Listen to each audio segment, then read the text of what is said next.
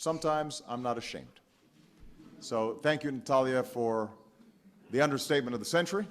They're not something to be ashamed of. But right now, it's not even possible to get even the mildest restrictions through Congress. And that's, we should be ashamed of that. Thank you. Before DACA, I was scared. I felt ashamed. I didn't want anyone to know about my status. Giorgio Armani is here, and he would be ashamed to know that the Italian Prime Minister used to wear things like